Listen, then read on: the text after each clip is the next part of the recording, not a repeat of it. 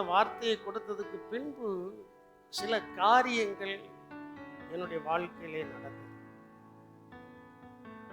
என்ன வார்த்தை என்றால், ஒன்றாயிருங்கள், ஜெபம் கேட்கப்படும். ஒன்றாயிருங்கள், இசைந்து வாழுங்கள். இந்த வார்த்தை என்னுடைய உள்ளத்திலே அதிகமாய் துணித்து கொண்டிருந்தது. இதனுடைய செய்தியை நான் எடுத்ததற்கு பின்பு பயங்கரமான குழப்பங்கள், பயங்கரமான காரியங்கள் எல்லாம் என்னை வந்து நெருக்கினது. என்ன ஆண்டவரே, காலையில இவ்வளவு நல்ல வார்த்தைகளை கொடுத்து விட்டு இப்படிப்பட்டதான ஒரு குழப்பம் ஒரு சாயங்கால நேரத்தில் இப்படியெல்லாம் வருத, என்னையா செய்யுங்கும்போது படுத்துச்சேன், தூங்கியாச்சு. ஆண்டுடைய சமூகத்துல காலையில ஜெபிக்கும் போது அதே வார்த்தை தான், ஒன்றாயிருங்கள். ஒன்றாய் என்ன செய்யுங்க?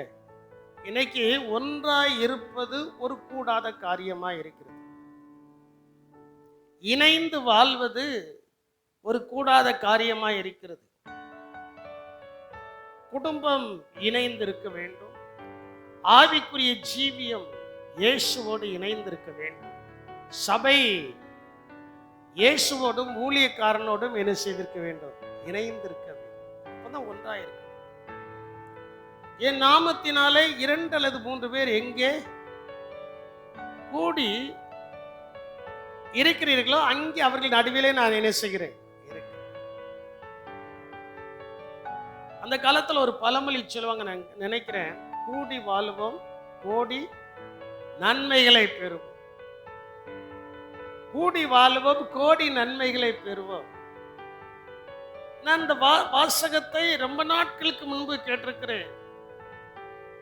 நேற்றைய தினத்துல இந்த சேர்ல உட்கார்ந்து சிந்திக்கும் போது இந்த வார்த்தை என்னுடைய உள்ளத்திலே துணித்தது. கூடி வாழுங்கள், கோடி நன்மைகளை என்ன செய்யுங்கள், பெறுங்கள். இன்னைக்கு கூடி வாழ்வதற்குரிய சந்தர்ப்பமே இல்லாம இருக்கு. அந்நாட்கள்ல கூடி வாழ்ந்தார்கள். குடும்பம் நன்றாயிருந்தது, பிள்ளைகள் நன்றாயிருந்தார்கள், குடும்பத்தினுடைய வருமானம் ஆசீர்வாதமாக இருந்தது, கடன் என்கிற தொல்லை குடும்பத்துல குறைந்து கொண்டே இருந்தது. ஆனா இப்போ கூடி வாழாமலேயே எல்லாரையும் தனித்தனியா அனுப்பியே கடன் என்கிற தொல்லை அதிகமாக என்ன செய்கிறது? கூடி வாழ வேண்டும். இணைந்து இணைந்து இசைவு நம்முடைய மத்தியிலே காணப்பட வேண்டும். ஆவிக்குரிய ஜீவியம் இயேசுவோடு கூட இணைந்திருக்கணும். நானும் பிதாவும் ஒன்றாய் இருக்கிறோம் என்று இயேசு என்ன செய்கிறார்? சொல்கிறார். ஒன்றாய் இணைந்திருக்க. அது ஒரு பெரிய ஆசீர்வாதம். சில நேரங்களில் பிரசங்கள ஆயத்தப்படின பின்பு சில சந்தர்ப்பங்கள் எங்களை வந்து வெளியிலே அந்த வார்த்தைகளை சொல்லக்கூடாதபடி நெருக்கும். அவைகளை நாங்கள் ஜெபத்தில் ஜெயித்து தான் வந்து சபைக்குள்ள என்ன செய்ய வேண்டியது இருக்கு? வைக்க வேண்டியது இருக்கு. குடும்பம் ஒன்றாயிருக்கணும். அந்நாட்கள்ல புருஷன் தகப்பன் ஒரு காரியத்தை சொல்லியாச்சுன்னா அதுதான் அப்படின்ட்டு போயிடுவாங்க. என்னுடைய ஆவிக்குரிய தகப்பனார் அடிக்கடி சொல்வார், அவரோடு கூட பிறந்தது 10 பேருக்கு நினைக்கிறேன், எனக்கு சரியா இப்ப ஞாபகம் இல்லை. அவரு 7வது நபர். அவரு 7வது நபர். நாட்கள்ல வீட்டில் சமையல் பண்ணி எல்லாம் ரெடி பண்ணி வச்சிருந்து தகப்பனார் வந்து சாப்பிட்டதுக்கு அப்புறம் தான் எல்லாருக்கும் என்னது கிடைக்குமா? எல்லாருக்கும் என்னது கிடைக்குமா? இப்போ அப்படி இருக்கா? சொல்லுங்களா? இப்போ அப்படி இருக்கா? யார் வீட்லயாவது அப்படி இருக்கா? இல்லை. என்னைக்காவது ஒரு நாள் ஆத்திரப்பட்டு ஒரு தோசை 2 தோசையை சாப்பிட்டுட்டா என்னுடைய ஆவிக்குரிய தகப்பனார் சின்னதான காரியங்கள் ஞாபகம் இருக்கிறது. தகப்பனார் சொல்வாராம், குடும்பத்தையே தீட்டுப்படுத்திட்ட அப்படின்னா. அவ்வளவு வைதிகமான ஒரு குடும்பம், பிள்ளைகள் அதிகம், அவ்வளவு ஆசீர்வாதமா இருந்தார்கள். இன்னைக்கு நாம் நம்முடையவர்களோடு கூட இணைந்து இசைந்து ஒன்றாயிருக்கிறோமா? அதைத்தான் இன்னைக்கு சிந்திக்க போறோம். வேத வசனம் சொல்கிறது, புருஷன் ஆனவன் தன் மனைவியோடு என்ன செய்ய வேண்டும்? ஒன்றாய் இருக்கணும். இன்னைக்கு நிறைவேற காணல. அவங்க இருந்தாதான் அது அவங்களுக்கு நல்லா இருக்கும். ஒன்றாய் இருக்க வேண்டும். புருஷன் மனைவியும் ஒன்றாய் இருக்க வேண்டும். அவர்கள் இருவராய் இராமல் ஒரே மாம்சமாய் என்ன செய்கிறார்கள், இருக்கிறார்கள் என்று வேதம் சொல்கிறது.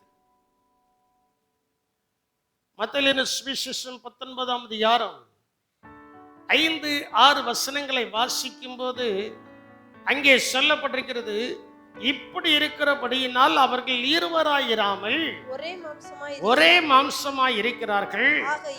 ஆகையால் தேவன் இணைத்ததை மனுஷன் பிரிக்காதிருக்க கடவன். எல்லா திருமண வாழ்க்கையிலும் சொல்லப்படுகிறதான ஒரு வார்த்தை. ஆரம்பத்தில் அவங்க சந்தோஷமா குடும்பத்தை நடத்துதாங்க, ஜேன்னு இருக்கும். போக போக அந்த குடும்பத்தினுடைய ஒற்றுமை, இணைப்பு, இசைவு எப்படி இருக்கிறது, நல்லா நீங்க கவனிக்க வேண்டும். ஏன் ஆண்டவர் இந்த வார்த்தை எனக்கு தந்தாருன்னு எனக்கு தெரியாது.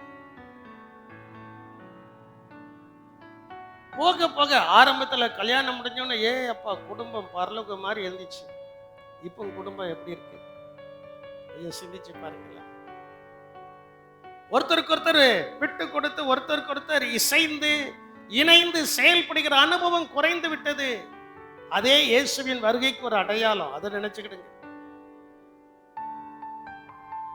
அதே இயேசுவின் வருகைக்கு ஒரு அடையாளமாக என்ன செய்கிறது இருக்கு. இசைவு இல்லை, இணைந்து இருக்க வேண்டும் என்று இல்லை. இன்னைக்கு எல்லா கீழ்கோட்டு மேல்கோட்டு எல்லா கோட்டையும் நீங்க எடுத்துக்கிட்டீங்கன்னா திருமண பந்தங்களுடைய விவாகரத்தை தான் அதிகமா என்ன செய்கிறதா கிடைக்கிற. 70% of people they applied divorce. 70% நபர்கள் வாழ்க்கையில இணைந்து வாழ்வதற்கும் இசைந்து வாழ்வதற்கும் முன்வராமல் அவர்கள் நீதிமன்றத்தை நாடுகிறவர்களா என்ன செய்கிறார்கள் இருக்கிறார்கள். ஆனால் வேதம் சொல்கிறது அவர்கள் இசைந்து இணைந்து ஒன்றாய் இருக்க வேண்டும். அல்லேலூயா. நான் திருமண பதிவாளராக இருக்கிற அப்படின்னால ஏதாவது ஒரு பிரச்சனை வந்துச்சுன்னா எங்ககிட்ட கேட்கும்போது நாங்கள் சொல்கிறதனை காரியம் என்ன தெரியுமா, எங்களுடைய வேதாகமத்தின் பிரகாரம் எங்களுடைய வேதாகமம் அதை பிரிந்து வாழ்வதற்கு சம்மதிக்கவில்லை, அதை சேர்த்து வைப்பதற்கு இணைந்து வாழ்வதற்கு தான் சம்மதிக்கிறது என்று நாங்கள் எழுதி அனுப்புவோம். அப்ப குடும்பம் இணைந்து வாழ வேண்டும். சபையும் எப்படி இருக்கணும், சபையும் எப்படி இருக்கணும். ஆமா, தகப்பன் சொல்லியாச்சுன்னா பிள்ளைகள் கீழ்ப்படி, ஊழியக்காரன் சொல்லியாச்சுன்னா விசுவாசிகள் என்ன செய்யணும், வேற வழியே இல்லைங்க, வேற வழியே இல்லை, கீழ்ப்படிந்தது ஆக வேண்டும். இயேசு நமக்காக ஏறெடுத்த ஜெபமே என்ன தெரியுமா, யோவான் 17ஆம் அதிகாரத்தை நீங்க எடுத்துக்கிடுங்க. இயேசு அங்க ஏறெடுக்கிற ஜெபம் என்ன, 2 வசனங்களை நாம் இங்கிருந்து வாசிக்க போகிறோம். இயேசு நமக்கு ஏறெடுத்த ஜெபம் என்னன்னா, நாம் ஒன்றாயிருக்க வேண்டும் என்று 17ஆம் அதிகாரம் 22-23 வசனத்தை நீங்கள் வாசியுங்கள். John chapter 17 verse 22 and 23. நாம் ஒன்றாய் இருக்கிறது போல அவர்களும் ஒன்றாய் இருக்கும்படி நீர் எனக்கு தந்த மகிமையை நான் அவர்களுக்கு கொடுக்கிறேன். அப்ப இந்த ஆசீர்வாதங்கள் எதற்கு, இந்த ஆசீர்வாதங்கள் எதற்கு? நாம் கர்த்தரை ஆராதிப்பதற்கு முன்பு நாம் எப்படி இருந்தோம், தேவனை இறுக பிடிப்பதற்கு முன்பு எப்படி இருந்தோம், இப்போ நம்ம எப்படி இருக்கிறோம், அதைத்தான் நான் உங்களுக்கு முன்னால வைக்கிறேன். தேவன் கொஞ்சம் கொஞ்சமா ஆசீர்வதிக்கப்பட நாம் ஒன்றாய் இருக்கிறோமா அல்லட்டா விட்டுருதோம் சொல்லுங்கள. தேவன் ஆசீர்வதிக்க தேவனோடு நாம் நெருங்கி இருக்கிறோமா, சபையோடு நெருங்கி இருக்கிறோமா, ஊழியனோடு நெருங்கி இருக்கிறோமா, உங்க குடும்பத்துல புருஷன் மனைவி பிள்ளைகள் எல்லாம் இணங்கி இருக்கிறீர்களா? அத அங்க அப்படிதான் சொல்ல, நாம் ஒன்றாய் இருக்கிறது போல அவர்களும் ஒன்றாய் இருக்கும்படி நீர் எனக்கு தந்த மகிமையை, நீர் எனக்கு தந்த ஆசீர்வாதங்களை நான் அவர்களுக்கு ரசிக்கிறேன். ஆண்டவர் நிறைய ஆசீர்வாதங்களை நமக்கு தந்தார். நம்ம வாழ்க்கையில தேவனாகிய கர்த்தர் நமக்கும் நம்முடைய பிள்ளைகளுக்கும், நம்முடைய பிள்ளைகளை படிக்க வைத்ததான விதம், நம்முடைய பிள்ளைகள் இருக்கிற நிலவரத்தை எல்லாத்தையும் பார்க்கும்போது கர்த்தர் கொடுத்த ஆசீர்வாதம். அல்லேலூயா சொல்ல மாட்டீங்களா? யார் கொடுத்த ஆசீர்வாதம்? நமக்கும் நம்முடைய குடும்பத்திற்கும் நம்முடைய சபைக்கும் கர்த்தர் கொடுத்த ஆசீர்வாதம். எதற்கு? ஒன்றாய் இருக்கும்படி. அல்லேலூயா, ஒன்றாய் இருக்கும்படி. நாம் ஒன்றாய் இருக்கிறது போல இயேசு, பிதா, வார்த்தை, இந்த மூன்றும் பிரிந்திருக்கவில்லை. 1 யோவானின் புஸ்தகம் 5ஆம் அதிகாரம் 7வது வசனத்தை வாசிக்கும் போது அங்கே இவ்விதமாய் சொல்லப்பட்டிருக்கிறது, பரலோகத்திலே சாட்சியிடுகிறவர்கள் மூவர். வாசியுங்கள். பரலோகத்திலே சாட்சியிடுகிறவர்கள் மூவர். பரலோகத்திலே சாட்சியிடுகிறவர்கள் மூவர். பிதா, வார்த்தை, பரிசுத்த ஆவி என்பவர்களே. மூவரும் ஒன்றாய் இருக்கிறார்கள். மூவர் எப்படி இருக்கிறாங்க சொல்லுங்க, எல்லாரும் சொல்லுங்க. ஒன்றாய் இணைச்சிறேன். இன்னைக்கு ஆண்டவர் அதுதான் விரும்புகிறார். பரலோகத்துக்கு போனா அவங்க வராத பரலோகம், நாம் போகாத பரலோகம்னு கிடையாது. ஒரே ஒரு பரலோகம் தான். எத்தனை பரலோகம் தான்? அடிக்கடி என்னைய பார்த்து சிலர் கேட்பாங்க, ஏன் பரலோகத்துக்கு போயிருவியப்பா அப்படின்ட்டு சிலர் என்கிட்ட கேட்பாங்க. நான் போயிருப்பேன் அப்படின்னு. நான் திரும்ப அவங்ககிட்ட நீங்க பரலோகத்துக்கு போயிருவீங்களான்னு கேட்க மாட்டேன். நான் கேட்க மாட்டேன். ஏன்னா நான் பரலோகத்துக்கு போறேன். ஏன் அவங்கள்ட்ட குறுக்க போய் இறங்கிக்கிட்டு தேவையில்லாத வார்த்தைகள் என்ன செய்யணும்? என் அன்பு தேவனுடைய ஜனமே, பிதா, வார்த்தை, பரிசுத்த ஆவி மூவரும் ஒன்றாய் என்ன செய்கிறார்கள்? இருக்கிறார்கள். பிதாவை விட்டு இயேசுவை பிரிப்பதற்கும், இயேசுவை விட்டு எல்லாவற்றையும் பிரிப்பதற்கும் சாத்தான் எருசலேம் அந்த மலையின் மேல கொண்டு போய் என்ன செய்கிறான்? நிறுத்தி, நீர் சகலத்தையும் பாரு, சகலத்தையும் பாரு. இந்த மகிமை எல்லாம் யாருக்கு கொடுக்கப்பட்டிருக்கு? எனக்கு கொடுக்கப்பட்டிருக்கு. நீர் ஒன்னே ஒன்று மட்டும் செஞ்சிட்டா நான் எல்லாத்தையும் உமக்கு என்ன செஞ்சிருவேன். நீர் இங்கிருந்து தாழ குதியும். தேவ தூதர்கள் வந்து உண்மை என்ன செய்வார்கள்? ஏந்தி கொண்டு போவார்கள். சொன்ன உடனே கர்த்தர் பட்டுண்டு ஒரு பதிலை சொன்னார், உன் தேவனாகிய கர்த்தரை. என் அன்பு தேவனுடைய சின்னமே, தேவனுடைய பிள்ளைகளை பிரிப்பதற்கு சாத்தான் பல வகைகளை அவன் செய்து கொண்டுதான் இருக்கிறான். இன்னைக்கு உங்களுக்கு உங்களுடைய பிள்ளைகளுக்கு நல்ல உறவு இருக்கா? கொஞ்சம் நீங்க யோசித்து பாருங்க. புருஷனுக்கு மனைவிக்கு நல்ல உறவு இருக்கா? புருஷனுக்கு மனைவிக்கும் ஒரு நல்ல நெருக்கம் இருக்கிறதா? ஆரம்பத்துல அப்பா ஒருத்தருக்கு ஒருத்தர அவங்க ஆரம்பத்துல பார்க்கும்போது, உன்னை விட்ட எனக்கு கதை இல்லை, என்னை விட்ட உனக்கு கதை இல்லை. இப்போ உன்னை விட்டாதான் எனக்கு கதை, என்னை விட்டாதான் உனக்கு கதை இல்லை. செய்தி நீ மன்னிச்சிருங்க. கர்த்தர் தருகிற வார்த்தையை நான் என்ன செய்யணும்? சொல்லணும். எப்படி நீங்க இருக்கீங்க குடும்பத்துல கொஞ்சம் சிந்திச்சு பாருங்க. ஆண்டவர் அழகாய் சொல்றார், 6000 வருடமாய் குமாரனை பிதாவை விட்டு யாரும் என்ன செய்ய முடியல? பிரிக்க முடியல. பிரிக்கக்கூடிய சந்தர்ப்பங்கள் வந்துச்சு. சாத்தானை ஜெயிப்பதற்கு ஒரே ஒரு காரியம்தான், வசனம் தான். அல்லேலூயா. வசனம் உங்களுக்குள்ள கிரியை செய்ய ஆரம்பிச்சிட்டுன்னா நீங்க சாத்தானை லகுவாய் ஜெயிக்கலாம். வசனம் கிரியை செய்யாம எவ்வளவுதான் நீங்க ஆராதனையில் வந்து உட்கார்ந்திருந்தாலும் சாத்தானை ஜெயிக்கவே முடியாது. சாத்தானை ஜெயிக்க வைப்பது ஒரே ஒரு கருவிதான், தேவனுடைய வார்த்தை நமக்குள்ள என்ன செய்ய வேண்டும்? கிரியை செய்ய வேண்டும். வாசியுங்கள் தொடர்ந்து 23வது வசனத்தை. ஒருமைப்பாட்டில் அவர்கள் தெரியுங்களா இருக்கும்படிக்கும். அவர்கள் ஏன் ஒன்றாய் இருக்கணும் அப்படின்னு அவர் சொல்றாரு. ஒருமைப்பாட்டில் அவர்கள் தேறினவர்களாய் இருக்கும்படிக்கும் என்னை நீர் என்னை நீர் அனுப்பினதையும் அனுப்பினதையும் நீர் என்னில் அன்பாய் இருக்கிறது நீர் என்னில் அன்பாய் இருக்கிறது போல அவர்களிலும் அன்பாய் இருக்கிறதையும் உலகம் அறியும் உலகம் அறியும்படிக்கும் நான் அவர்களிலும் நீர் என்னிலும் இருக்கும்படி வேண்டிக் கொள்கிறேன். வேண்டிக் கொள்ளுதுன்னா என்ன அர்த்தம்? ஜெபிக்கிறேன்.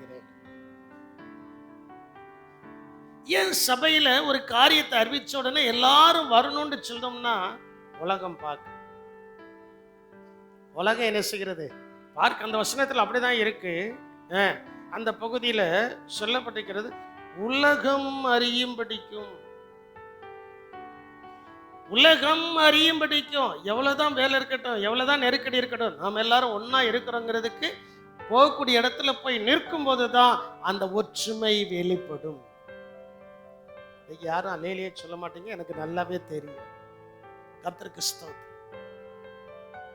எவ்வளவு அழகை சொல்ல, ஒருமைப்பாட்டில் அவர்கள் தேறினவர்களாய் இருக்கும்படிக்கு என்னை நீர் அனுப்பினதையும் நீர் என்னில் அன்பாய் இருக்கிறது போல அவர்களிலும் அன்பாய் இருக்கிறதையும் உலகம் அறியும்படிக்கு. நம்ம ஒன்னா இருந்தாதான் உலகம் அறிஞ்சுக்கிடும். அவங்க யாரையா? இயேசுவின் பிள்ளைகள். அதனால ஒன்றாயிருக்கிறார்கள். ஏன் ஒன்றாயிருக்கிறார்கள்னா ஒரே ஒரு பரலோகம் தான். ஒவ்வொருத்தருக்கும் ஒவ்வொரு பரலோகம் கிடையாது. ஒவ்வொரு ஜாதிக்கும் ஒவ்வொரு பரலோகம் கிடையாது. ஒவ்வொரு இனத்துக்கும் ஒவ்வொரு பரலோகம் கிடையாது. டோட்டலா ஒன்லி ஒன் ஹெவன். பரலோகம் என்பது ஒன்றுதான். நான் சில நாட்களுக்கு முன்பு உங்களுக்கு வாட்ஸ்அப்ல ஒரு செய்தியை அனுப்பின ஒருவர் பேசினதான காரியம், கிறிஸ்தவ சபைகள்ல ஜாதி இல்ல, கிறிஸ்தவ சபையில கை குலுக்குதாங்க, ஒருவருக்கொரு அன்பா இருக்கிறார்கள். காரணம் என்னவென்றால் இயேசுவின் அன்பு நமக்குள் பெருக பெருக பெருக. யாருடைய அன்பு? இயேசுவின் அன்பு பெருக பெருக முதலாவது குடும்பம் சரியாகும், இரண்டாவது சபை சரியாகும், மூன்றாவது நம்ம எல்லாரும் நச்சுண்டு போய் நினைச்சுன்னா இன்னும் ஆத்துமாக்கள் ரட்சிக்கப்படும். அல்லேலூயா. நம்முடைய ஒற்றுமையை நாம் ஒன்றாய் இருக்கிறோம் என்பதை கண்டு ஜனங்கள் என்ன செய்வாங்க? ரட்சிக்கப்படுவாங்க. இயேசுவை போல நாம் ஒன்றாய் இருக்க வேண்டும் என்று வேதம் சொல்கிறது. அதே 17ஆம் அதிகாரம் 11வது வசனத்தை நீங்கள் வாசிக்கும் போது அங்கே சொல்லப்பட்டிருக்கிறது, நான் இனி உலகத்தில் இரு, இவர்கள் உலகத்தில் இருக்கிறார்கள், நான் உம்மிடத்திற்கு வருகிறேன். பாருங்க, இயேசுவினுடைய கடைசி ஜெபம். கடைசியா ஒரு ஜெபம் பண்ணிட்டு போறாரு.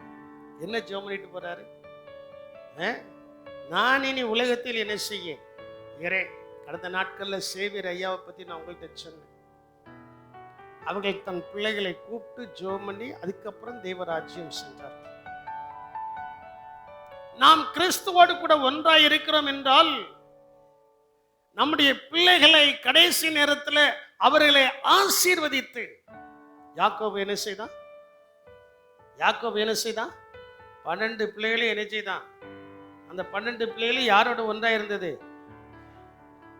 யாரோடு ஒன்றாய் இருந்தது? யாக்கோபோடு ஒன்றாய் இருந்தது. அந்த 12 பிள்ளைகளையும் என்ன செய்தான்? ஆசீர்வதித்து. ஆசீர்வதிக்கும் போது அவங்கவுங்க குணங்களையும் சொல்லிவிட்டான். ஆசீர்வதிக்கும் போது அவங்கவுங்க குணங்களையும் சொல்லிட்டு, ரூபனே, நீ மூத்தவனா இருந்தாலும் நீ தண்ணீரில் தளம்பினவன், நீ மேன்மை அடைய மாட்ட. அது ஒரு ஆசீர்வாதமா? நல்லா நீங்க பார்க்கணும். நாம் ஒன்றாய் இருக்கும்போது கர்த்தர் நமக்கு என்ன செய்ய போகிறார் என்பதை கர்த்தர் வெளிப்படுத்துகிறார். நான் இனி உலகத்தில் இரு, இவர்கள் உலகத்தில் இருக்கிறார்கள், நான் உம்மிடத்திற்கு வருகிறேன். பரிசுத்த பிதாவே, நீர் எனக்கு தந்தவர்கள் நம்மை போல. அப்போ இந்த சபையில இருக்கிற கர்த்தர் கொடுத்த விசுவாசிகளும் ஊழியனும் இயேசுவை போல ஒன்றாயிருக்கும்படி. அல்லேலூயா சொல்ல மாட்டீங்களா? அல்லேலூயா. எப்படி இருக்கும்படி? எப்படி இருக்கும்படி? வசனத்தை அப்படிதான் சொல்லுது. பரிசுத்த பிதாவே, நீர் எனக்கு தந்தவர் நீர் எனக்கு தந்தவர்கள் நம்மை போல ஒன்றாய் இருக்கும்படிக்கு நீர் அவர்களை உம்முடைய நாமத்தினாலே அவர்களை காத்துக்கொள்ளும். அல்லேலூயா. இயேசு கடைசியாய் ஜெபிக்கிறார். இயேசு கடைசியாய் ஜெபிக்கிறார். சபைய அவர் எவ்வளவாய் நேசிக்கிறார் பாருங்க. பரிசுத்த பிதாவே, நீர் எனக்கு தந்தவர்கள், இந்த சபைக்கு தந்தவர்கள் தான் ஆத்மாக்களை ஊழியக்காரன் பேர் சொல்லி ஜெபிக்கிறான். எதற்கு? ஒன்றாய் இருப்பதற்கு. நான் கடந்து போகலாம், நான் இந்த உலகத்தை விட்டு போகலாம், ஆனா சபை உலகத்தை விட்டு இயேசுவின் வருகை மட்டும் சபை இருக்கும். இயேசுவின் வருகையில சபையும் என்ன செஞ்சிடும்? கடந்துரும். அது வரைக்கும் சபை என்ன செய்யும்? இருக்கும். அதை நடத்துவதற்கு பரிசுத்த ஆவியின் தேவன் யாரையாவது வச்சு நடத்துவார். யாரையாவது வச்சு என்ன செய்வார்? நடத்துவார். இயேசு சிலுவையில் மரித்து உயிர் தெழுந்து அப்போஸ்தலர் 2ஆம் அதிகாரத்துல சபை பிறந்ததில்ல, அதுல இருந்து எத்தனையோ பரிசுத்தவான்கள் போயிருக்கிறாங்க. ஆனா சபை இன்னும் இருக்கு.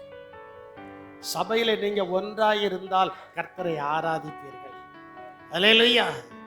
அதுங்க ஆண்டவர் அதான், நீர் எனக்கு தந்தவர்கள். நானும் நிறைய நேரத்துல ஜெபம் பண்ணுவேன், ஆண்டவரே இந்த சபையில இன்னைக்கு 400 பேருக்கு மேல இருக்கணுமே, ஏன்பா இல்ல, நீர் எனக்கு தந்தவர்கள். நான் தான் பேர சொல்லியே ஜெபம் பண்ணுவேன். கடந்த நாட்கள்ல ஒரு விசுவாசி வீட்டுக்கு போனோம், நானும் பாஸ்டர்.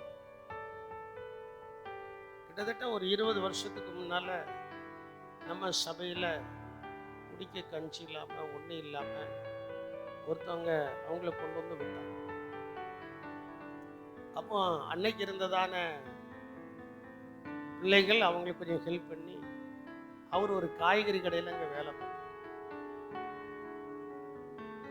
எனக்கு நல்ல ஞாபகத்தில் இருக்கு. காய்கறி கடையில் நம்ம தான் கொண்டு போய் சேர்த்தோம். நம்ம காய்கறி கடையில் தான் சேர்த்தோம், வேற எங்கேயும் இல்லை. சேர்த்து அவர் நல்ல வேலை செஞ்சு கொஞ்சம் இதுக்கு வந்த உடனே ஊரை விட்டு போயிட்டார். எல்லாத்தையும் விட்டு போயிட்டார். சரி, அவங்களுக்காக ஜெர்மன். அவருடைய பேர் முருகன், அவர் மனைவி பேர் வந்து குளோரி. ஜெர்மன். போன வாரம் வெள்ளிக்கிழமை டிவியில செய்தியை பார்த்துட்டு உடனே ஃபோன் பண்ணி, பாஸ்டர் நீங்க நல்லா இருக்கீங்களா அப்படின்னாங்க. எத்தனை வருஷம் கழிச்சு இவ்வளவு நாள் எங்க போச்சு? நன்மை பெற்றவர்கள்.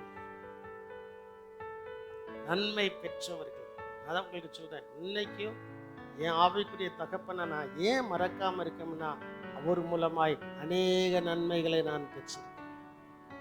அல்லேலூயா. அதே போல நீங்களும் மறக்க கூடாது, ஒன்றாய் இருக்கணும். என்னை இந்த இடத்துல இருந்து பிரிப்பதற்கு எத்தனை காரியம் நடந்திருக்கு தெரியுமா? இந்த இடத்தை வாங்கும் போது என்னை பிரிப்பதற்கு எத்தனை காரியம் நடந்திருக்குமோ அது பிரதர் சாமியல் பிரதருக்கு தெரியும். எவ்வளவு சூழ்நிலைமை நடந்திருக்கு தெரியுமா? ஒரே ஒரு வார்த்தை, நீ தாயின் இடத்துல உப்பிட்டவரை உள்ளளவு என்ன செய்யணும்? அவரு கூட தாம நம்ம ஒன்றாய் இருக்கணும். இன்னைக்கு இருக்கிறோம், அதனால குறைந்து போகவில்லை, ஆசீர்வாதத்தை கர்த்தர் கொடுக்கிறார். அல்லேலூயா. அதனால் ஒன்றாய் இருக்கும்படி கர்த்தர் நமக்கு ஒரு ஜெபத்தை ஏறெடுக்கிறார். பரிசுத்த பிதாவே, நீர் எனக்கு தந்தவர்கள் நம்மை போல ஒன்றாய் இருக்கும்படிக்கு நீர் அவர்களை உடைய நாமத்தினாலே என்ன செய்யும்? நாம் ஒன்றாய் இருக்கும் போதுதான் தேவனுடைய சத்தம் நம்முடைய காதுல விழும். இன்னைக்கு அநேகருக்கு தேவ சத்தம் காதுல விழல.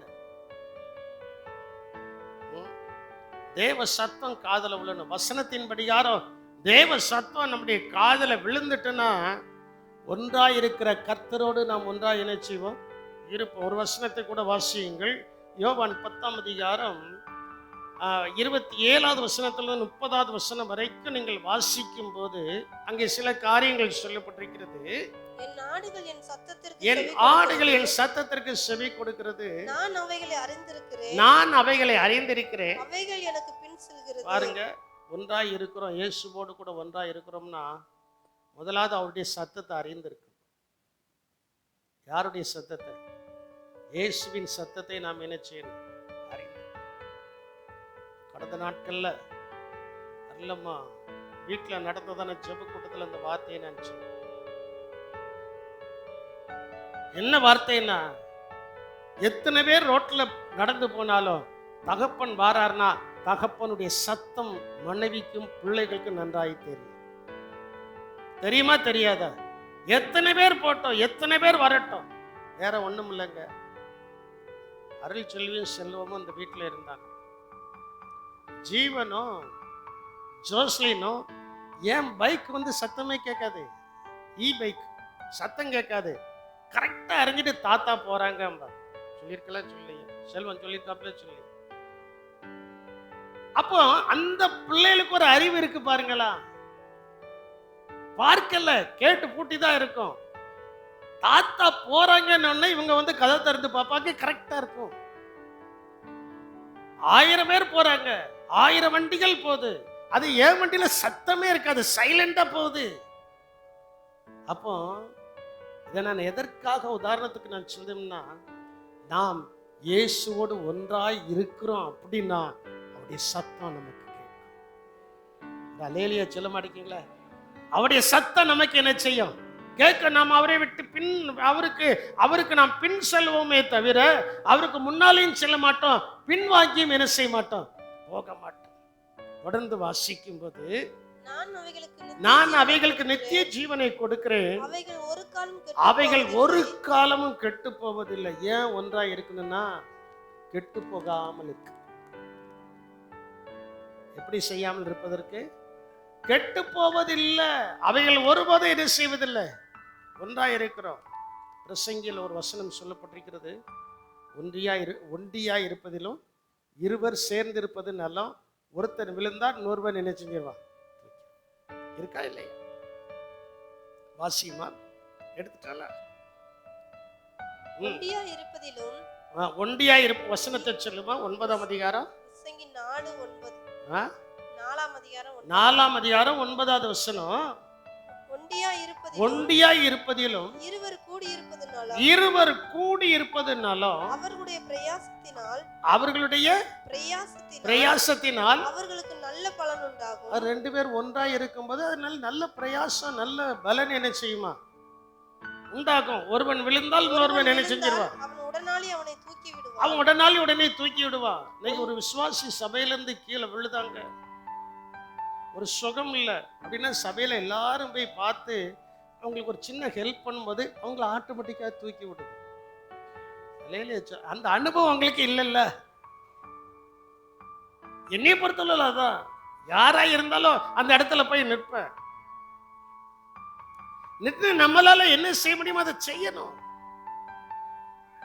அதான் ஒன்றாய் இருக்கிறோம் என்பதற்கு அடையாளம். ஒன்றாய்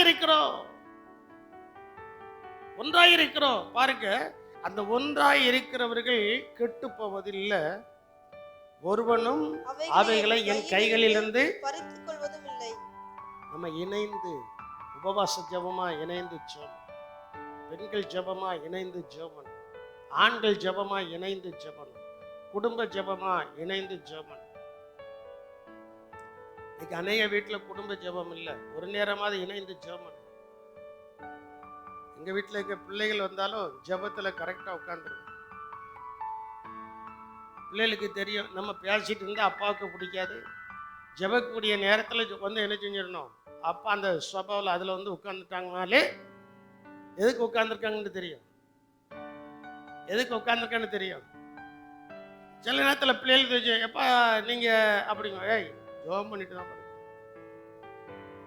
இணைந்து என்ன செய்ய வேண்டும், ஜெபிக்கணும். இன்னைக்கு அநேக குடும்பத்தில் இணைந்து ஜெபிக்கிறதான அனுபவம் இல்லை, அதனால தான் உங்களுக்கு ஆசீர்வாதங்கள் இல்லை.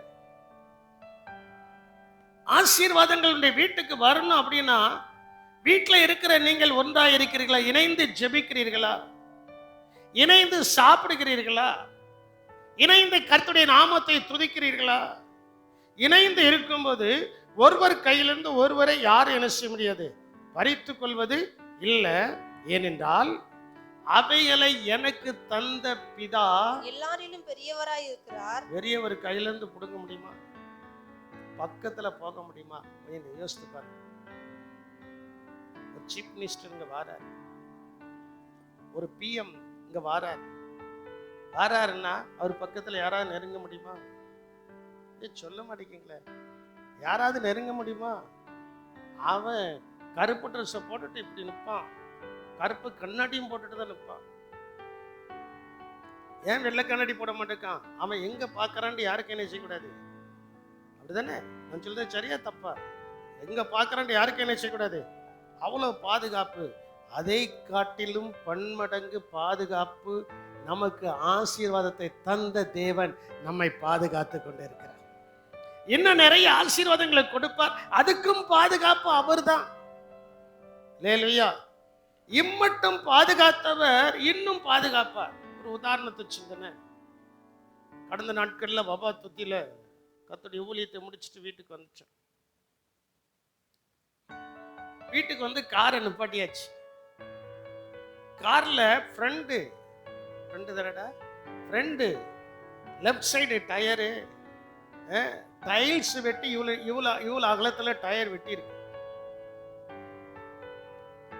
நான் நினைக்கிறேன் அங்கதான் வெட்டி இருக்கணும், வேற எந்த இடத்துலயும் டைல்ஸ் இருந்திருக்காதுன்னு நினைக்கிறேன். அதோட வந்தாச்சு, வந்து வீட்டுல நிறுத்தியாச்சு. மறுநாள் காலையில அந்த ஒர்க் ஷாப்புக்கு போறதுக்கு நம்ம பிள்ளைலாம் சேர்ந்து ஸ்டெப்னியை மாட்டிட்டாங்க. மாட்டி அங்க போய் பார்த்தா டைல்ஸ் எடுத்து கொடுத்தா, அதை நான் பாஸ்டமாட்ட கொண்டு வந்து கொடுத்தேன். இந்த டைல்ஸ் தாமா வெட்டி இருக்கு. அப்போ முன்னோட்டியாவது டீப் இருக்கும், இப்போ டயர்ல என்னது கிடையாது, டீப் கிடையாது, டீப்லெஸ் டயர். நானும் கம்ப்ரஸரை வச்சு ஏர் அடிச்சு பார்க்க நிற்க மாட்டேக்கு.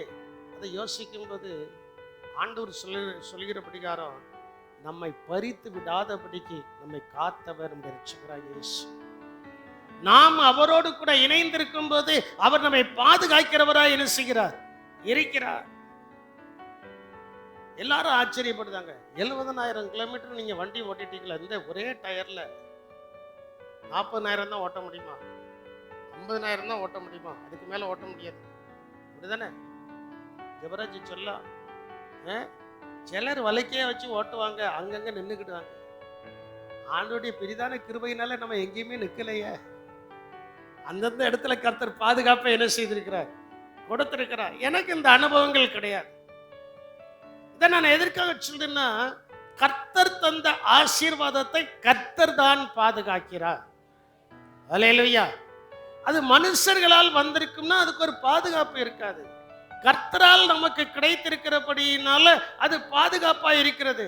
ஒருவேளை அந்த டைல்ஸ் வெட்டி நாம் வருத வழியில அந்த டயர் என்னாவது ஒண்ணு ஆயிருக்குன்னா ஃப்ரெண்டு என்ன நடந்திருக்கும், அப்செட் ஆயிரும், எங்கேயாவது இழுத்துரும். ஒன்றும் நடக்காதபடி என்னை பாதுகாத்த தேவனுக்கு நான் நன்றி சொல்றேன். நான் அப்பதான் நான் புரிஞ்சுக்கிட்டேன், நானும் இயேசுவும் ஒன்றாயிருக்கிறேன். நான் அவரோடு கூட ஒன்றாய் இருக்கபடிதான் கர்த்தர் என்ன செய்தாரு, பாதுகாத்தார். இதை விட என்ன எவ்வளவோ அனுபவங்களை என்னால சொல்ல முடியும், எவ்வளவோ அனுபவங்களை என்னால சொல்ல முடியும். அங்கே சொல்லப்பட்டிருக்கு, அவைகளை எனக்கு தந்த என் பிதா எல்லாரிலும் பெரியவராய் இருக்கிறார், அவைகளை என் பிதாவின் கையிலிருந்து ஒருவனை நினைச்ச முடியாது, பறித்துக்கொள்ள ஒருவனாலும் கூடாது. நல்ல முடிவு. நான் இயேசுவோடு இணைந்திருப்பேன். முதலாவது. இரண்டாவது என் குடும்பத்தோடு இணைந்திருப்பேன். மூன்றாவது என் சபையோடு இணைந்திருப்பேன். இணைந்து ஒன்றாய் இருக்கும்போது உங்களுக்குரியதை ஒருவனும் பறித்து கொள்ளாதபடிக்கு கர்த்தர் பாதுகாப்பாயிருக்கிறார். அல்லேலூயா. இயேசு பாதுகாப்பா என்ன செய்வார், இருப்பார். இயேசு பாதுகாப்பா இருக்க போய் தான் ஒருக்க நம்ம சபையில் இருக்கிற சகோதரி மெய்யக்க அவங்க பாம்பே மிதிச்சிட்டாங்க. பாம்பே மிதிச்சாச்சு. சர்ப்பங்களை எடுப்பீர்கள், அவைகள் ஒன்று உங்களை என்ன செய்யாது. அவர்கள் கர்த்தரோடு இருக்க போய் அந்த பாதுகாப்பு என்ன செய்திருக்கிறது, கிடைத்திருக்கு. இன்னொரு சம்பவம், யோசேப்பு ஆடுகளை மேய்த்து கொண்டு இருக்கும்போது, நம்ம சபையில் இருக்கிற சகோதரன் யோசேப்பு ஆடுகளை மேய்த்து கொண்டு இருக்கும்போது கால் மேலேயே பாம்பு ஏறி ஓடி போயிருக்கு. சொன்னாங்களா, கால் மேலேயே பாம்பு ஓடி போயிருக்கு. அப்போ கர்த்தர் பாதுகாத்தாரா பார்க்கலையா? அவைகளை நமக்கு தந்த ரட்சகராகிய இயேசு கிறிஸ்து கெட்டு போக விடாமல் நம்மை பாதுகாக்க வேண்டும் என்றால் நாம் அவரோடும் அவர் நம்மோடும் கூட இருக்க வேண்டும். அல்லேலூயா. ஆகையினால் என் அன்பு ஏன் ஒன்றாய் இருக்க வேண்டும் என்றால், ஒன்று ஜெயம் கிடைக்க வேண்டும், இரண்டாவது அவரை நல்ல துதிக்கும். ஜெயம் கிடைக்கும் வாழ்க்கையில. யோசபாத் ராஜா இருக்கிறார். அம்மோனியனும் மோவாபியனும் 2 நாளாகம 20ஆம் அதிகாரத்தை வீட்டுல போய் வாசித்து பாருங்க. நான் சொல்கிற எல்லாம் அங்கதான் இருக்கு. அம்மோனியனும் மோவாபியனும் இப்ப வந்துட்டான். ஐயா, இவங்க 2 பேரும் விரோதமாய் வந்து நிற்கிறார்களே, என்ன செய்கிறது? யோசபாத்துக்குள்ள கொஞ்சமும் கலக்கம் இல்லை. அவனுக்கு நன்றாய் தெரியும், கர்த்தரோடு நான் இருக்கிறேன். யாரோடு நான் இருக்கிறேன்? 2 நாளாகம 20ஆம் அதிகாரத்தை நீங்க வீட்டுல போய் வாசித்து பாருங்க. அவனுக்கு நன்றாய் தெரியும். நன்றாய் தெரிந்ததுனால அவன் ஒண்ணு மட்டும் செஞ்சான். 3, 4, 5 வசனங்களை நீங்கள் வாசிக்கும் போது, தேவனை தேடுவதற்கு அவன் ஜனங்களை என்ன செய்தான்? ஒருமுகப்படுத்தி ஒரு உபவாச நாளை என்ன செய்தான்? ஒரு உபவாச நாள் சொன்ன உடனே ஜனங்கள் எல்லாரும் உபவாசத்தோடு வந்து ஜெபிக்கும் போது அவன் சொல்லுகிறான், ஆண்டவரே, பலம் உள்ளவனுக்காயிலும் பலனற்றவனுக்காயிலும் உதவி செய்கிறது உமக்கு. நாங்கள் மனுஷர்களை அல்ல, தேவனை சார்ந்து இந்த திரளான கூட்டத்துக்கு முன்பு என்ன செய்திருக்கிறோம்? வந்திருக்கிறோம். நான் தேவனோடு கூட இருந்து, தேவனை சார்ந்து, தேவனோடு ஒன்றாய் இருந்து நான் அந்த கூட்டத்துக்கு முன்னால வந்திருக்கிறேன். பயப்படல. ஜனங்களை தைரியப்படுத்தினா. நடந்தது என்ன? அதிலே சொல்லப்பட்டிருக்கிறது. 26வது வசனத்தை நீங்கள் வாசிக்கும் போது, அங்க பெராக்கா என்கிற இடத்துல அவங்க கூடி வாசிங்க. 4ஆம் நாள்ல 3 நாள் உபவாசித்து 4ஆம் நாள்ல அவங்களுக்கு ஒரு பதில் வருது. 4ஆம் நாள்ல ஒரு பதில் வருது. என்ன பதில் வருது? 4ஆம் நாளிலே பெராக்காவிலே கூடினார்கள். அங்கே கர்த்தருக்கு ஸ்தோத்திரம் செலுத்தினார்கள். ஆதலால் அவர்கள் அந்த இடத்துல கர்த்தரை ஸ்தோத்திரம் பண்ணி ஒன்றாய் இருப்பவர்கள் கர்த்தரை நன்றாய் ஸ்தோத்தரிப்பார்கள். அல்லேலூயா சொல்ல மாட்டேங்க.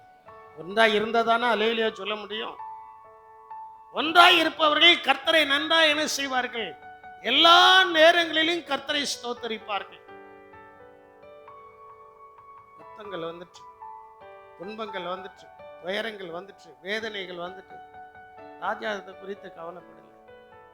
அவன் செய்தது ஒன்னே ஒண்ணு. கேள்விப்பட்ட உடனே 3, 4, 5வது வசனத்துல அவன் செய்தது ஒண்ணு.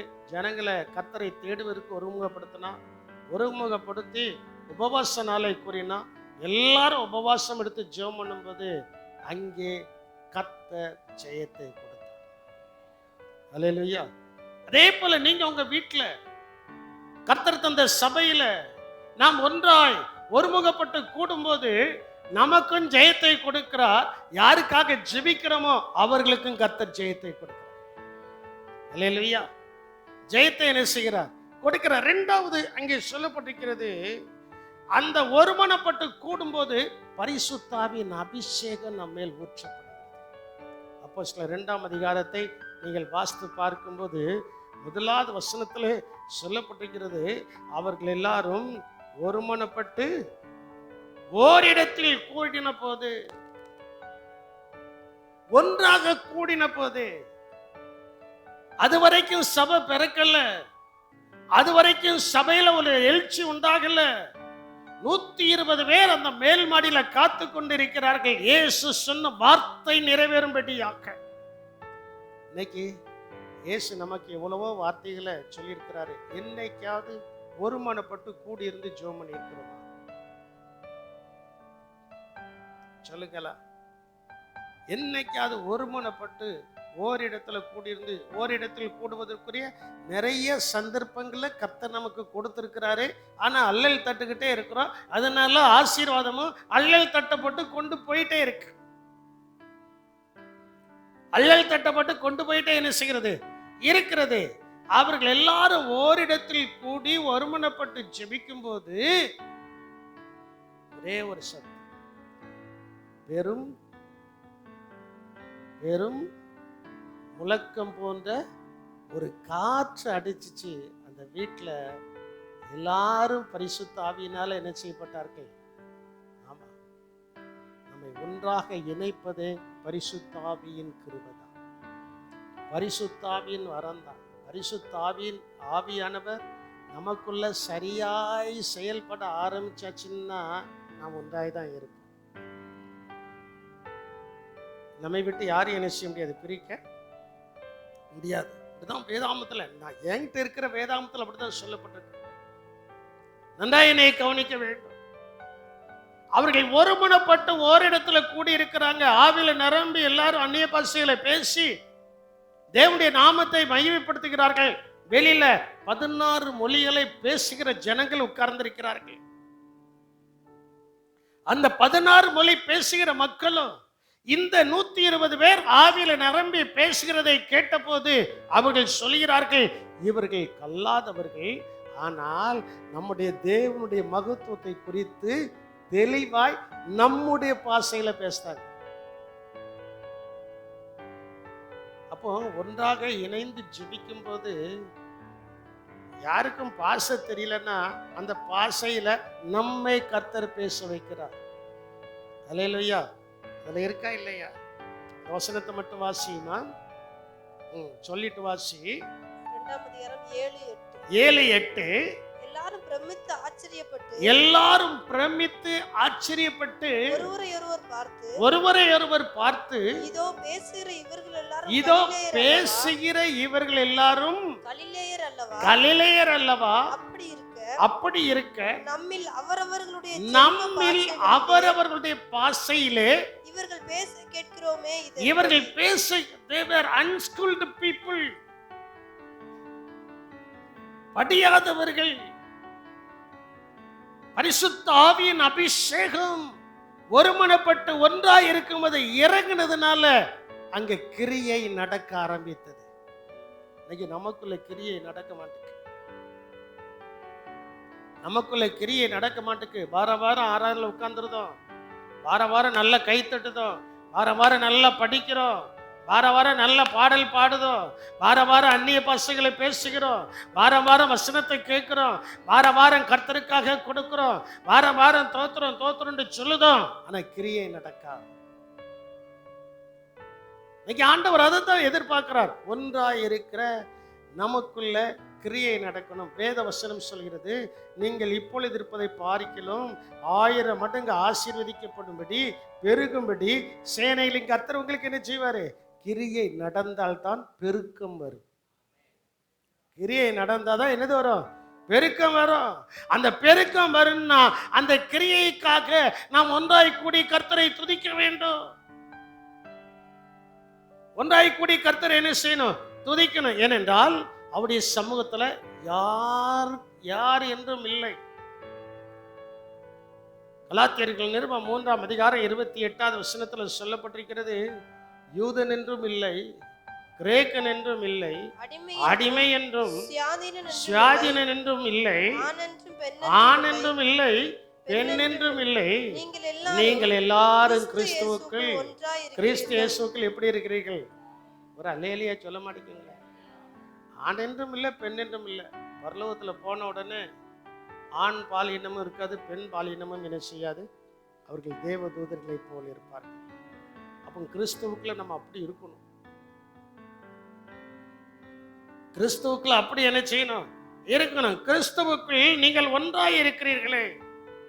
யூதன் என்றும் இல்லை, கிரேக்கன் என்றும் இல்லை, அடிமை என்றும் இல்லை, சுயாதீனன் என்றும் இல்லை, ஆண் என்றும் இல்லை, பெண் என்றும் இல்லை. நீங்கள் எல்லாரும் கிறிஸ்துவுக்குள் எப்படி இருக்கிறீங்க? இன்னைக்கு நம்ம ஒன்னா இருக்கிறோம். முதல்ல உங்க குடும்பத்துல நீங்க ஒன்னா இருக்கிறீங்களா? இரண்டாவது உங்களுடைய ஆவிக்குரிய ஜீவியத்தில் இயேசுவோடு கூட நம்ம ஒன்னா இருக்கிறோமா? மூன்றாவது நம்முடைய சபையில ஒன்றா இருக்கிறோமா? சிலர் சொல்லுவாங்க, ஒரு காலத்துல நான் ஒன்னாதான் இருந்தேன், இப்ப ஏன் இருக்க முடியல? அதுக்கு தடை என்ன? அதை சிந்திக்கணும், அதை யோசிக்கணும். அதை சிந்தித்து, அதான் வேதாகமத்தில் சொல்லப்பட்டிருக்கிறது, என்னை பரிசோதித்து என்னை ஆராய்ந்து, உடைய நல்ல ஆவியானவர் என்னை ஆராய்ந்து என்னை நித்திய வழியில என்ன செய்வாராக, நடத்துவாராக. ஒன்றாயிருங்கள். கடைசியாய் ஒரு வசனத்தை சொல்லி ஜெபித்து முடிக்க போறேன். எப்படி ஒன்றாய் இருக்க வேண்டும் என்று சொல்லப்பட்டிருக்கிறது. பிலிப்பியர் 2ஆம் அதிகாரம் 2-3 வசனத்தை நாம் வாசிக்கும் போது, நீங்கள் ஏக சிந்தையும், ஒன்றாய் இருக்கிறவர்களுக்கு ஏக சிந்தம். குடும்பத்துல ஏக சிந்தை வருதா? சபையில ஏக சிந்தை வருதா? ஏட்டு சொரைக்கா கூட்டுக்கு என்ன செய்யாது. அதே போலதான் இன்னைக்கு நிறைய குடும்பத்துல ஏட்டு சொரைக்காவா தான் இருக்கு. என் அன்பு தேவனுடைய சிறமை, தேவனுடைய பிள்ளைகளை நீங்கள் நன்றாய் சிந்தித்து பாருங்கள். நீங்கள் ஏக சிந்தையும் ஏக அன்புள்ளவர்களுமாய் இருந்து இசைந்த, நான் தான் முதல்ல உங்ககிட்ட சொன்னேன், ஒன்றாய் இருக்கிறவர்கள் இசைந்து இணைந்து என்ன செய்வார்கள், செயல்படுவார்கள். இசைந்த ஆத்துமாக்களாய் ஒன்றையே சிந்தித்து என் சந்தோஷத்தை நிறைவாக்குங்கள். ஏனென்றால் இயேசு சீக்கிரமாய் வரப்போறாரு. வரப்போகும்போது அந்த சந்தோஷம் நிறைவாக்கப்பட வேண்டும் என்றால், அந்த சந்தோஷம் நிறைவாக்கப்பட வேண்டால் ஒன்றையே சிந்திக்கணும். அந்த ஒன்று என்னன்னா இயேசுவின் வருகை. அல்லேலூயா. இயேசுவுக்குரிய காரியத்தை சிந்திக்க சிந்திக்க இந்த உலகத்தில் நமக்கு தேவையான எல்லாவற்றையும் கர்த்தர் கூட கொடுப்பார். மத்தேயு 6ஆம் அதிகாரம் 33வது வசனத்தில் அவர் அதைத்தான் சொல்கிறார். முதலாவது தேவனுடைய ராஜ்யத்தையும் அவருடைய நீதியும் தேடுங்கள், அப்பொழுது இவைகள் எல்லாம் உங்களுக்கு என்ன செய்யப்படும். இந்த இவைகள் எல்லாம் என்பது உலகத்துல நம்ம எப்படி வாழ வேண்டுமோ அந்த வாழ்வதற்குரிய ஆசீர்வாதங்கள் எல்லாவற்றையும் கர்த்தர் ஒவ்வொரு நாளும் நமக்கு கூட கொடுத்துக்கிட்டே இருப்பார். அல்லேலூயா. அதுக்கு நம்ம செய்கிறது என்ன? ஏக சிந்தை, ஏக அன்பு, இசைந்த ஆத்துமாக்களாய் ஒன்றையே சிந்தித்து அப்புறம் சொல்லப்பட்டிருக்கிறது, ஒன்றையும் வாதினாலாவது வீண் பெருமையிலாவது செய்யாமல் மனத்தாழ்மையினாலே ஒருவரை ஒருவர் தங்களிலும் மேன்மை உள்ளவர்களாக எண்ண கடவீர்கள். அன்பு தேவனுடைய சொன்னமே, இயேசு சீக்கிரமாய் வரும். இயேசு சீக்கிரமாய் வரும்போது அவரோடு கூட இருக்கிறவங்க தான். 24-25 அதிகாரத்தை நீங்க வாசித்து பார்த்தீங்கன்னா, ஆண்டவர் தனித்தனியா எடுக்க மாட்டார். தனித்தனியா ஒவ்வொரு ஆத்மாவும் எடுக்க மாட்டார். எல்லா ஆத்மாவும் ஒன்று கூட்டி சேர்ப்பார். தானே இருக்கு, அப்படிதான் இருக்கு. என் பைபிள் அப்படிதான் இருக்கு. அந்த எக்கால சத்தம் தொனிக்கும் போது கர்த்தர் தாமே ஆரவாரத்தோடு கூட வரும்போது என்ன நடக்கும் என்று அங்கே சொல்லப்பட்டிருக்கிறது. மின்னலானது தோன்றி மறைவதற்குள்ளாக, மின்னலானது தோன்றி மறைவதற்கு முன்பதாக அவர்களால் தெரிந்து கொள்ளப்பட்டவர்களை அவர்களால் தெரிந்து கொள்ளப்பட்டவர்களை வானத்தின் ஒரு முனையிலிருந்து மறுமுனை மட்டும் 4 திசைகளிலும் இருந்து ஒரே இடத்துல கூட்டு சென்று அள்ளிட்டு போயிடுவார். இப்போ கதிர் அடிக்கிறாங்க, உதாரணத்தை சொல்லி நம்ம முடிக்கும். கதிர் அடிக்கிறாங்க. கதிரை அடிக்கும்போது கதிரை பிறக்கி ஒரே இடத்துல கூட்டி போட்டிருக்கிறாங்க. 1 மணி நேரத்தில் 2 மணி நேரத்தில் அடிச்சு முடிச்சு சாக்கில் பிடிச்சிருந்தாங்க. கூட்டி வைத்ததை எடுப்பதற்கு ஒருத்தர் வருகிறார். ஒன்றாய் இருக்கிறவர்களை ஒன்றாக சேர்த்து ஒரே ட்ரெயின்ல ஒரே பிளைட்ல 1 நிமிஷத்துல நம்ம பறந்து போக போகிறோம். ஒரே நிமிஷத்துல ஒரே இமை பொழுதுல அந்த சத்தம் கேட்கும். இந்த வசனத்தை மறுபடியும் வாசியுமா? வலுவாய் தொனிக்கும் எக்கால சத்தத்தோடு அவர் தமது தூதர்களை அனுப்புவார். 24ஆம் அதிகாரம் 31வது வசனத்துல வலுவாய் துணிக்கும் எக்கால சத்தத்தோடே அவர் தமது தூதர்களை அனுப்புவார். அவர்கள் அவரால் தெரிந்து கொள்ளப்பட்டவர்களை வானத்தின் ஒரு முனை முதற்கொண்டு மறுமுனை மட்டும். ஏன் ஒன்றாய் இருக்க செல்றோம்னா, ஒன்றாய் இருந்து ஆண்டவரை ஏக சிந்தையோடு ஏக மனதோடு ஏக யோசனையோடு துதிக்கும் போது நம்மளை ஒன்று சேர்க்க போகிறார். ஒன்று சேர்த்து ஒரே பிளைட்ல கொண்டு போறாரு. எத்தனை பிளைட்ல கொண்டு போறாரு? ஒரே பிளைட் தான். ரெண்டாவது பிளைட்லாம் கிடையாது, 2 பிளைட்லாம் கிடையாது.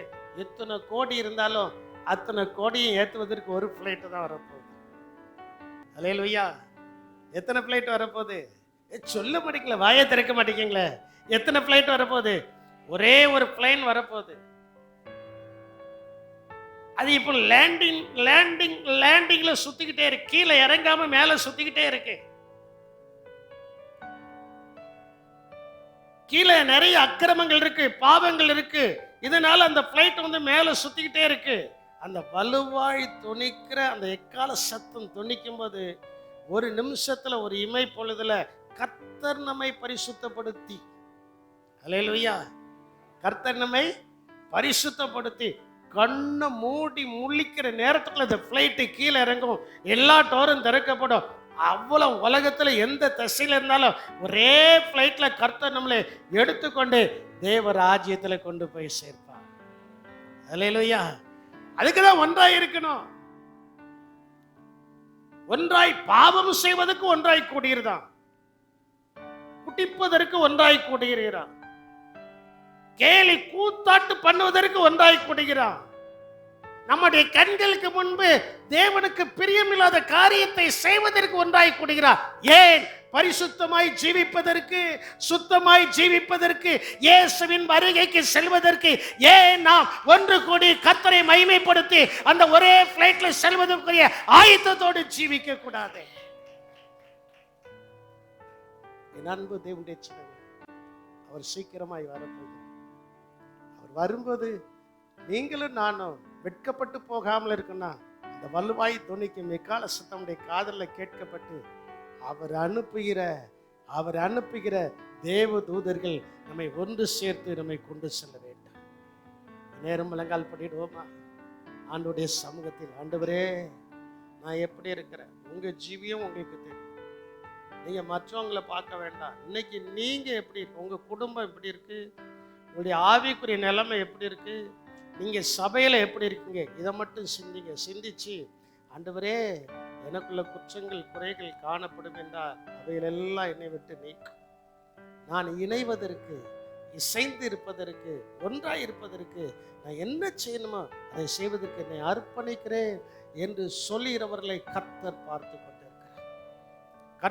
கொண்டிருக்கிறார். அந்த தன்னை திருத்திக் கொள்கிறவர்களை தான் அந்த எக்கால சத்தம் அவர்களுக்கு துணிக்கப்பட்டு, நீங்க தேவனால் தெரிந்து கொள்ளப்பட்டு ஒரே பிளைட்ல அந்த ஒரே எக்கால சத்தத்துல நம்ம எல்லாரும் பறந்து போக போகிறோம். இந்த அற்பமான சரீரம் அவருடைய மகிமையான சரித்திற்கு ஒப்பாக மறுரூபமாக்கப்படும். அங்க ஒன்றாய் தான் இருக்க போறோம். அதனால புலகத்துல இருக்கும்போது ஒன்றாய் இருப்பதற்குரிய அனுபவத்தை பெற்றுக்கொள்வது நமக்கு உயர்ந்த மேன்மையா இருக்கிறது.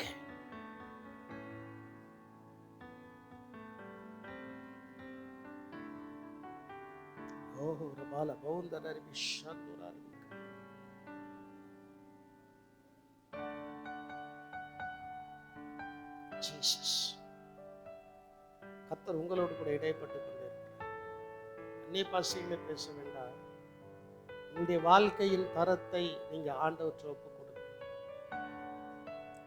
இன்னைக்கு நாம் எப்படி இந்த நேரத்தில் இயேசுவின் வருகை இருக்கும் என்றால், ஒன்று சேர்க்கப்படுகிற இடத்துக்கு அந்த மின்னல் கிழக்கிலே தோன்றி மேற்கிலே மறைவதற்கு முன்பதாக 4 திசைகளிலிருந்து ஒன்றாய் சேர்க்கும் என்று சொல்லப்பட்டிருக்கிறது.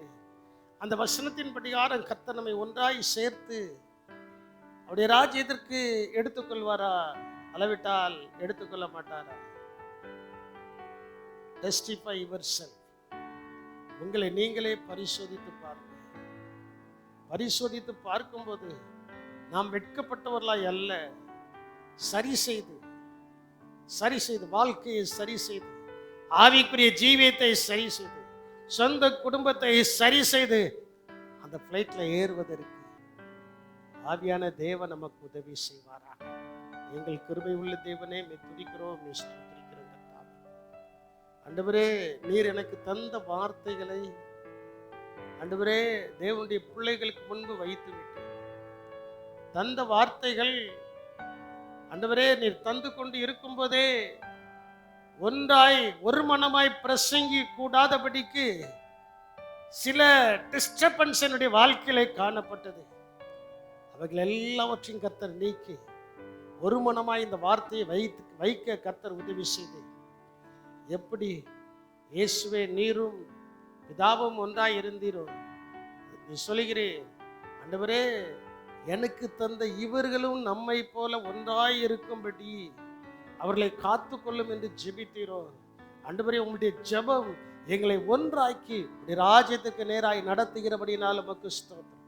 அந்த ராஜ்யத்திற்குள்ளாய் நடத்தும்போது எங்களுடைய மாம்சிக தேவைகளும் சந்திக்கப்பட்டு, ஆண்டவரே ஆவிக்குரிய தேவைகளையும் சந்திக்கப்பட்டு, நாங்கள் பூமியிலே ஆண்டவரே பிரகாசமானவர்களாய் வாழ்வதற்கு பரிசுத்த ஆவியின் அபிஷேகம் அவர்கள் ஓரிடத்திலே கூடி ஒன்றாயிருந்த போது பரிசுத்த ஆவியின் அபிஷேகம் அவர்கள் மேலே பொழியப்பட்டு பிரகாசம் அடைந்தது போல நாங்களும் எங்கள் குடும்பமும் எங்களுடைய சபையும் பிரகாசத்தின் மேல் பிரகாசம் அடைந்து இயேசு ராஜாவின் வருகையில் வந்து நிற்க கர்த்தர் எங்களுக்கு உதவி செய்தார். ஆசீர்வதியும் இயேசுவின் நாமத்தில் ஜெபிக்கிறோம் எங்கள் ஜீவனுள்ள நல்ல தகப்பனே, ஆமென்.